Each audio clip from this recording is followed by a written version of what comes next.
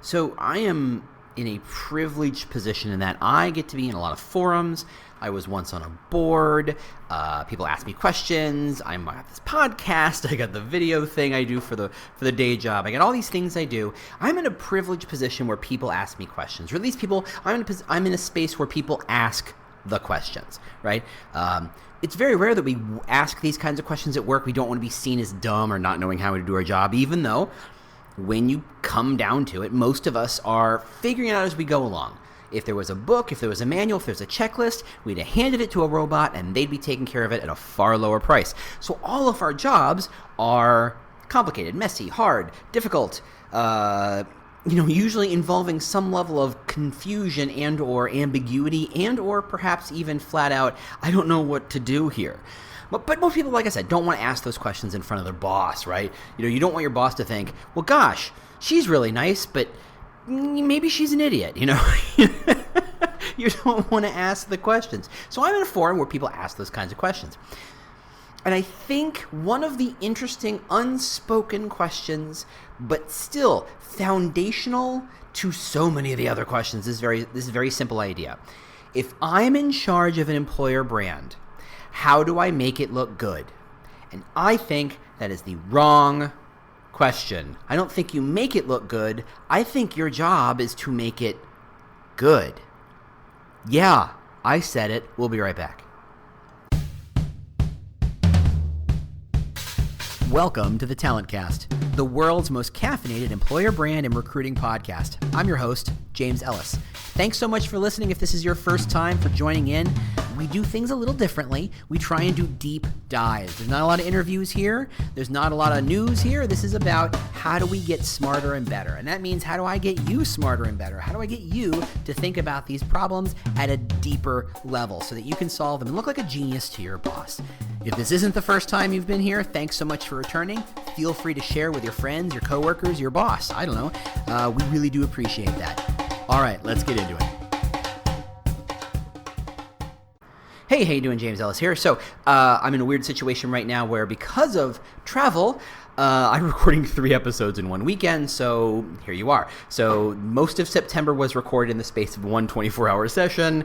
This one's coming out the 23rd. Today is September 8th, which is really unusual, but I'm going to Sweden for like a week and a half for work, and so I don't trust that I'm going to have the capacity mentally to record a podcast having just gotten back from Sweden, and I imagine a 10 or 11-hour flight, both ways, yada, yada. So, here you are. Otherwise, HireConf next month, RecruitCon, I get a month after that, something like that. I got to make sure my decks are done. I got to get all that stuff done.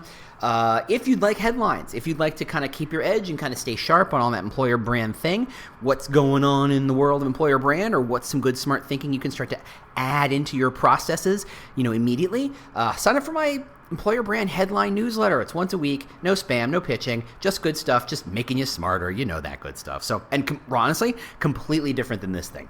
In fact, the podcast and the headlines newsletters don't seem to kind of connect yet. I haven't figured out how that's going to work.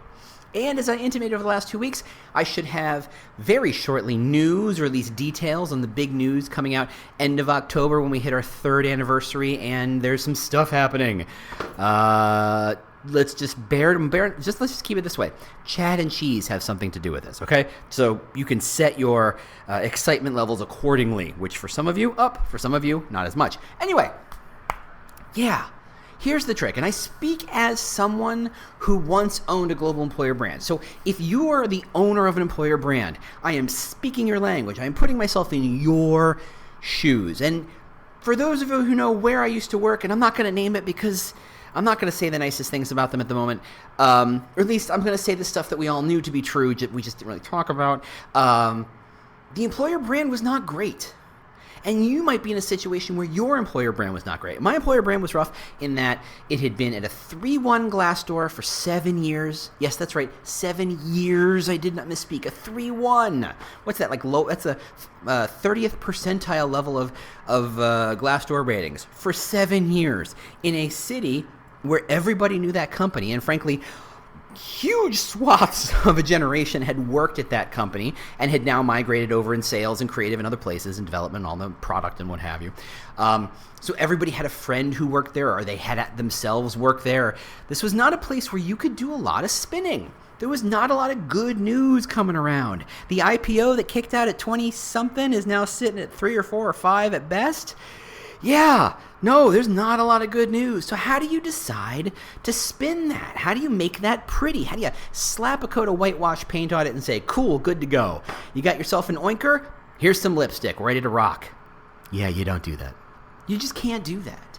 I mean, you can try. I mean, you can only go so far, though, if you try. And I get that you're trying, because if you're in the position, and most of you are, where this is your first time owning an employer brand, as it technically was for me, if you don't have a lot of, I don't know, experience or background or kind of like the materials on hand to push and drive things forward, you kind of went, all right, what are people yelling at me for? Let's go fix that. Oh, they're yelling at me for Glassdoor. Let's go fix that. They're yelling at me for job descriptions. Let's go fix that. They're yelling at me because our events suck. Let's go fix that. You were very reactive. And I think that's really common. And I think that there's a lot of reasons for that. There's a lot of reasons. One, companies are still relatively new at this whole employer brand thing. They don't really know. Here, my story of working at this big company I'm still not going to name was that they spent 2 years trying to fill this job.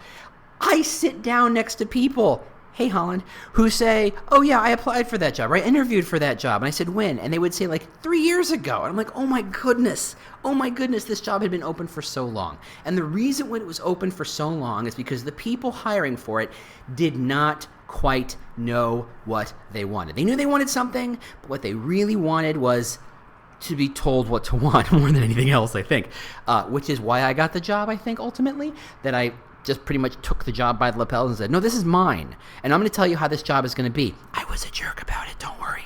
You don't have to be a jerk. And in fact, I'm not going to suggest you be a jerk. There's nothing wrong with being a jerk at times. Sometimes it's useful, but again, that's a whole other podcast.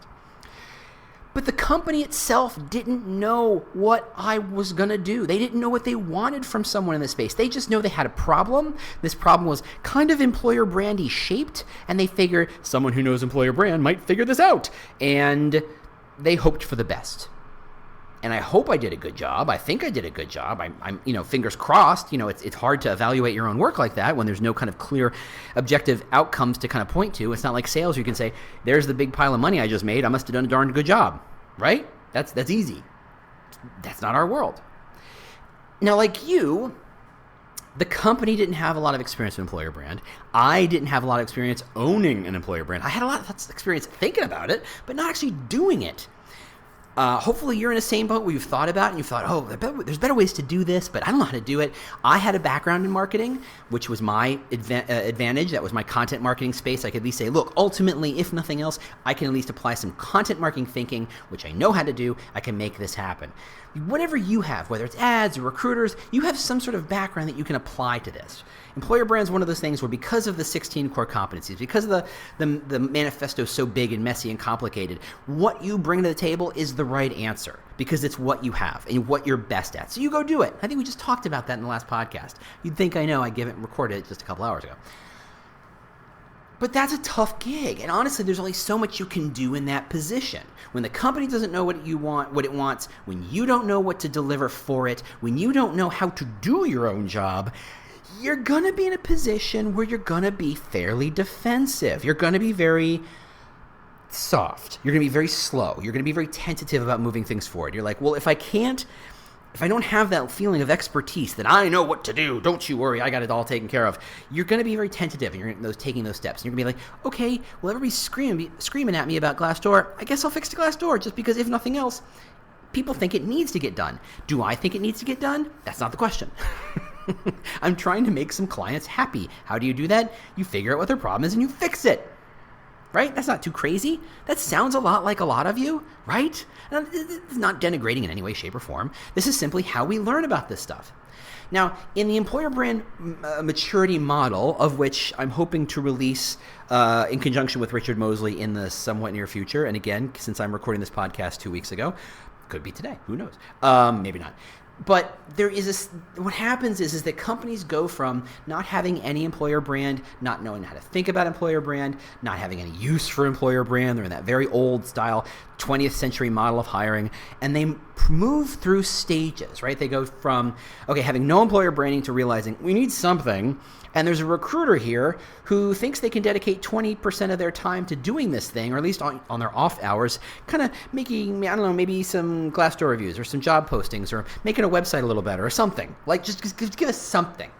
And it turns out to something useful, and they go, oh, that seems to work. What would happen if we actually funded that idea out of our recruitment marketing budget? And then you go, that's the third stage of the maturity model. And then you say, okay, well, this is really working. Let's solidify and codify this position and give it budget that's dedicated so it's not ad hoc. And let's come up with some KPIs maybe, or, call me crazy. Let's make it real. And then once you make it real, the level after that is really being beyond strategic, but really driving things forward. Those are the stages. And I think every company is in the process of going through those very simple stages. What we've written is much more complicated, but you get the sense. You understand. You can probably kind of put yourself, you probably heard one of those and went, oh, that sounds like where we live. And I could tell you where I lived, and I could tell you whether that was good or not. And I can tell you the pros and cons in each. But ultimately, the idea is if you're early on, there's only so much you can do. You're there to kind of prove your existence. And I can't ask you to kind of go charging in and change everything when your whole concern is to justify your existence. That's an impossible ask, right? I won't ask the. But if you've moved a little farther beyond the justifying your existence position, and if you do your things right and you play your cards right, that's going to happen. I got faith in you. You're going to make this happen. You're going to find a way to justify your position that you're not having to justify that position every single day, right? It's not your core, everybody goes, okay, yeah, this is useful. We should have something like this. And I'm glad this person has taken this role. Yay! That doesn't mean you've got carte blanche and the corporate credit card to do whatever you want. It means, okay, we're going to stop asking questions of why the hell are you in this room? The questions are going to be, how can you add value? So what happens is in your frame of mind, what may happen, and sorry, I'm putting myself in your shoes and I'm telling you what you're thinking, and that's rude, but here we are. Ta-da! I have a podcast, can you tell? The instinct is to take what worked before and just do it more. So if you were simply running around, reacting to what your clients wanted, reacting to who was yelling at you, and just doing that more with a little bit more budget, maybe a little bit more strategy, that's natural. It's just not useful. And the cops are coming, clearly. They're coming to take me away. Anyway, no one got that joke. Just old people got that joke. And given that yesterday was my birthday, I got that joke because now I'm certainly old. Anyway, you're going to want to do just the same as you did, just do it more. And that's not the right answer. Ultimately, if there's an employer brand maturity model, there's also a corollary employer brand professional maturity model. And I'm going to start by sketching it out as 2 steps. Reflecting the employer brand or changing the employer brand. That's the steps. So you're going to start by simply reflecting the employer brand. Remember, you're still in that kind of either I am justifying my existence or I just finished justifying my existence. All I'm trying to do is taking what is and reflecting it. I'm slapping the best coat of paint on it and trying to make it spin it to its best possible, but I know that I can only spin it so far. Everybody knows what the gaps are. In my case, everybody knew what the stock price was. Everybody knew the political situation internally, or sort of thought they did anyway. Everybody knows that it had been through its ups and downs, and no one could quite tell, are we in a down or is this an up? This is not the best place to be, but is this the bottom of a trough, or is this the peak of something potentially horrible? We don't know. No one knows. No one can see the future, right? So you can spin as much as you can. You can be as aspirational as much as you can be. And my rule of thumb is always 10% aspirational and no more. Anything beyond that is pure fiction, right? Okay. But there has to be a point in which you actually take control, that you have enough confidence, you have enough experience, you have enough sense of network and connections and people behind you and allies and support where you can say, okay, I have been polishing this particular turd for a while now, and that may be weeks, that could be months, it could be years, and frankly, I get that, because it's not all up to you. Sometimes it's up to your leadership and up to your boss and up to all sorts of other things, but you're going to do what you're going to do. but you've been polishing that particular turd for a while now. Maybe it's time to change it. Maybe it's time to not just say, how do I reflect what is and reveal what is? And frankly, I'm a firm believer in your job is to uncover and discover what already exists, to reveal what is. But like we talked about in the bonsai episode, at some point, you need to move forward and say, okay, this is what is, but now I have a vision of what could be.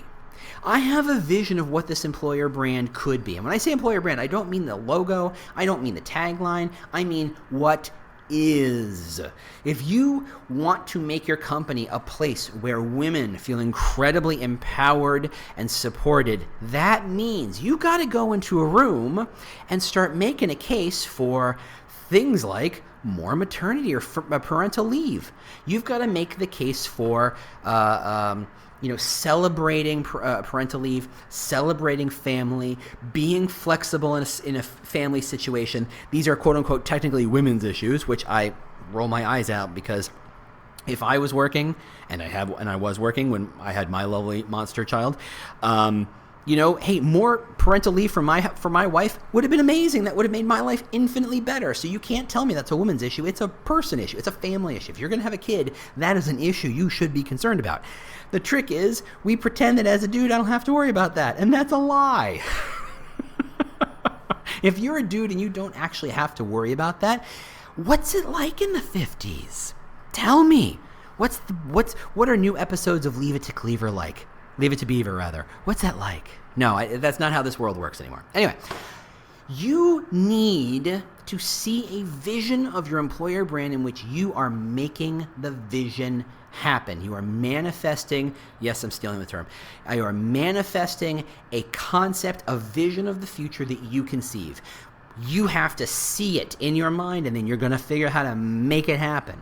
That means, how do you get business leaders to think about their business differently? How do you get managers to think about their hiring process differently, to think about interview questions differently, to think about who they're evaluating and what they're evaluating them for differently? That means you have to have your finger on the pulse of what's the market look like, the talent market. What is the new technology coming down the pipe that is going to change the labor market, right? What's the new stats say that based on current understanding of AI and based on what the trends are, that in the next 10 years, 120 million people will literally need to be retrained because AI will radically shift their jobs such that doing them today is like running a horse and buggy shop. You have to kind of have a sense of that, because that's your opportunity. If the world's going to change, if the talent market's going to change, if the business market's changing, this is your chance to say, look, if it's going to take us 3 to 5 years to move the ship such that it's embracing AI, and it means we have to rethink about how we're hiring talent and what talent wants, guess what? That gives you a 3 to 5 year runway to change the ship. Because I'm going to tell you, and no one else is going to tell you, that is your job. Yeah, I get that you're in a stage where you can't push and you can't change and you're justifying your job. I get that. That's today. But you're going to focus on justifying your job perfectly so that not long from now, they stop justifying it. And not long after that, they look to you for some sort of sense of strategy. And not long after that, they look to you for some sense of leadership, because that's the job you really want. Because once you can establish yourself as a kind of leader, you get to choose where to lead things, people, processes, teams, concepts, brands, whatever it is. Once you have that sense of leadership, you get to lead. And if you have that sense of leadership and you've decided you're just going to polish that turd and that's what you think leadership is, you're doing your job wrong. And I don't mind saying that. I love you. I want you to do better. And I think you can do better. And if you think that's what a good job is, you're wrong.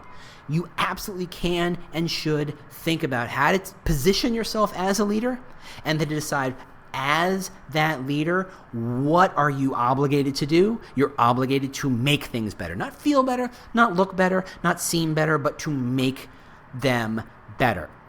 Once you get past reflecting that which is, your job is to change it into that which will be. He says, sounding a bit like Confucius rolled the oats with some nougaty center. Sounds delicious. Sorry, I'm coming off sugar. Yesterday, I told you, yesterday was my birthday. I was hopped up on sugar because it's birthday, and you get to get yourself hopped up on sugar. Today, I'm coming down, so my body's all confused. So roll the notes with nougat sounds delicious. Anyway, that's what I want you to do. That is my moment for me being a loving pop in the back of the head, saying, "Come on, dude. Come on, girl. Be better than that." Lead, move things forward. Don't just reflect that which is. Find and position yourself to be in a space where you can change it so you can lead it to make it better. If we wanted you to just manage and just polish that turd, I'm sure we could give it to anybody. It's easy to polish that turd. It's easy to do that. Deciding to step up, deciding that it can be better, deciding in what manner it can be better, deciding to loop in allies who will not be 100% aligned to you and what you think the new vision should be, but creating allyships and letting them influence that vision of the future. That takes skill, and that is the skill you should be cultivating. That is the skill that you should be embracing, because that's what the job really is. All right. Thanks so much for listening. As always, if you have thoughts, I forgot to mention, since we're coming up on the 3rd year anniversary, if there's anything you'd like me to redo, if there's any topic or question I kind of sort of covered or not to your full delight, I guess, I don't know, or just say, hey, it's been 2 years since you talked about it. Can you come at it from, how do you feel now? Has it changed? Is it the same? Rethink this whole, maybe you got a whole new metaphor for that thing. Who knows? Maybe I do. Speak up. I'm on Twitter at The War for Talent. I'm on LinkedIn at The War for Talent. Apparently, I've changed my title now, so it more reflects that sort of thing. Things. Websites, online. I am easy to find online, even when I'm in Sweden, if you can believe it. I mean, I'm assuming. I'm assuming. Anyway, thanks for listening. Thanks for sharing. Thanks for reviewing us. I really appreciate it. Talk to you soon. Bye.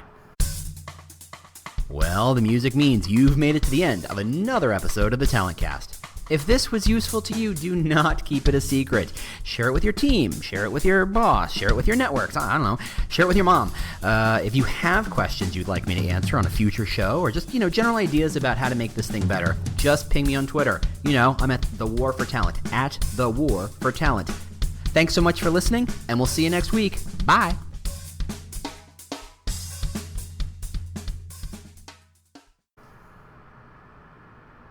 The world's best-known investor and Wall Street expert Warren Buffett once said, "Wall Street is the only place that people ride to in a Rolls-Royce to get advice from those who take the subway." Mr. Buffett's quote is remarkably accurate, but how many people would rather receive advice from him than someone simply guessing?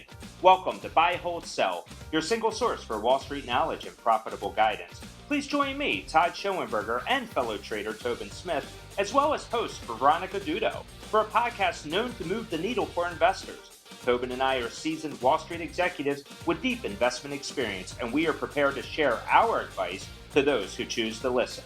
Download Buy, Hold, Sell today on the Evergreen Podcast Network or your favorite podcast channel.